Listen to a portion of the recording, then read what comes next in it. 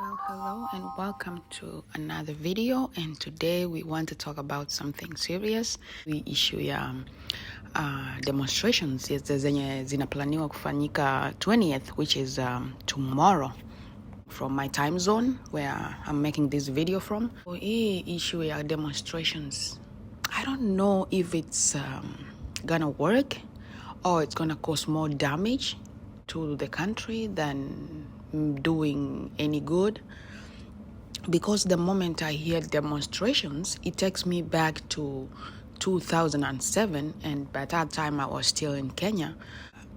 After the election, a lot of people lost their lives and there was a lot of bloodshed.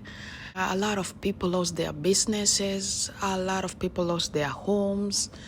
There were a lot of IDPs in our country, and we were really taken so back because of people losing their businesses that they depended on. You know, the common mwananchi, just like the normal way.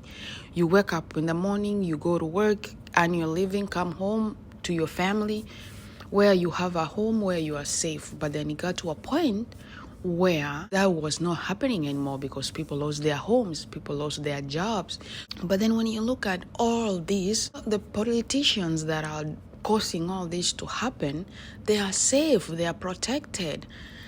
Like, you don't see their children on the streets demonstrating, and then the common mwananchi is the one on the front line getting killed and all that.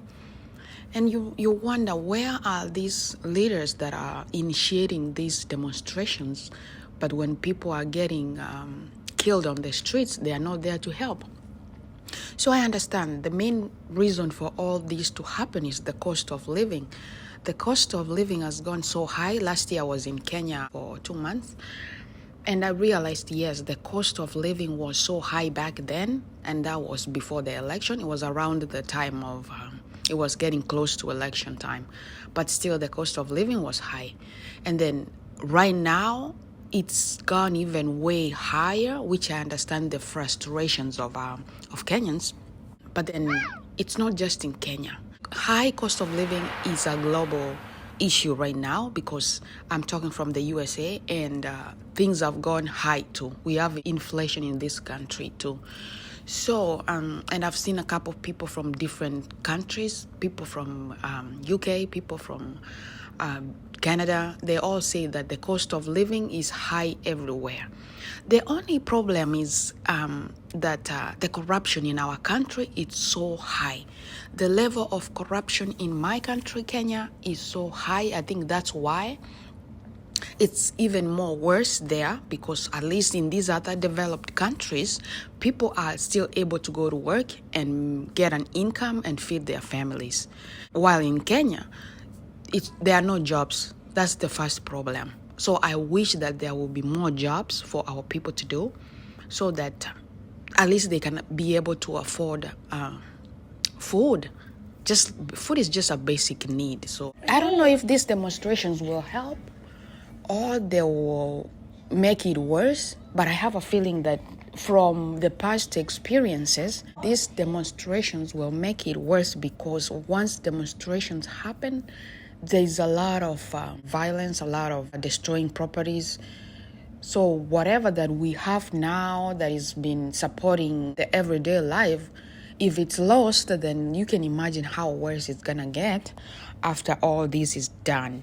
So I feel like maybe this might not be the solution, but still we don't know what the solution is. So I guess that's why people are like, we can as well demonstrate, because we are suffering already, so we need to do something. It looks like it's gonna happen either way, and from the government side, we see that they are getting ready to face each other, for lack of a better word, and we don't know what that is gonna cause, because, you know, when the government is the government, so whatever happens is gonna happen. We just hope that it's gonna be peaceful, as they say, which I doubt, because 2007, it wasn't peaceful. It was so bad, and I was in the country. I experienced everything. So it's just gonna be whatever that is gonna be, you know? Like, people are upset. People are frustrated with the cost of living. With on top of that, there are no jobs. So I guess I understand the frustration. So I guess we'll just wait and see what happens, because it looks like it's gonna happen. The 20th is here. We thought it was several days away, but now it looks like it's here. So we just hope and pray that people are safe, people's properties are protected, hopefully, and we don't lose it as a country, So we just pray for everything. We just hope for the best. I will just leave it at that. Much love, Kenya. Bye-bye.